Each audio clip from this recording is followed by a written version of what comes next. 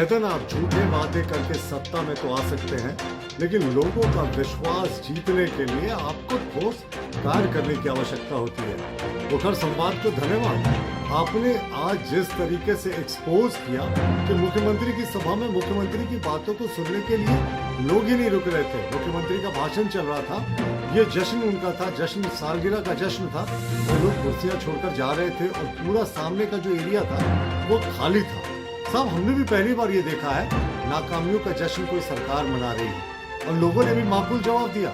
सामने खाली कुर्सियां थी और मुख्यमंत्री भाषण दिए जा रहे थे। तो ये शायद ऐसे ही होता है जब आप झूठे वादे करके सत्ता में आते हैं। देखिए, पता नहीं आपने किनसे इंटरव्यू लिया या क्या आपका सोचने या समझने का नजरिया था, लेकिन एक बात जरूर है, लोगों की आशाएं और आकांक्षाएं इस सरकार से बड़ी है। अगर आज लोग इस बात को कह रहे हैं तो जरूर वो हमसे उम्मीद लगा कर बैठे।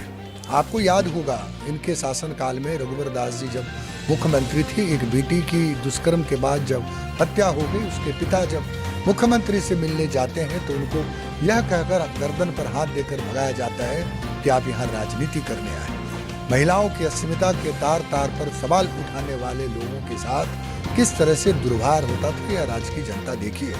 मैं इसको एक पॉजिटिव रूप में मानता हूँ कि अगर हमारी जनता में से एक भी आदमी अगर हमारी व्यवस्था से नाराजगी जताता है या हमारे तरफ उम्मीद भरी नजरों से देखता है तो ये हमारे लिए एक अच्छे संकेत हैं और हम इसको एक पॉजिटिव वे में लेकर आगे बढ़ते हैं। यकीनन एक वर्ष के शासनकाल में कई ऐसी चीजें जो हमें करनी चाहिए थी इस कोरोना काल में नहीं हुए, और इसके बहुत सारे उन कारणों पर मैं आपको जरूर इनसे पूछना चाहिए। पेट्रोल और डीजल की कीमतें महंगी हो गई, बेरोजगारी बढ़ गई, अर्थव्यवस्था तार तार है, जीडीपी कमजोर है, बेरोजगारी चारों तरफ बढ़ती जा रही है, महंगाई का वही आलम है।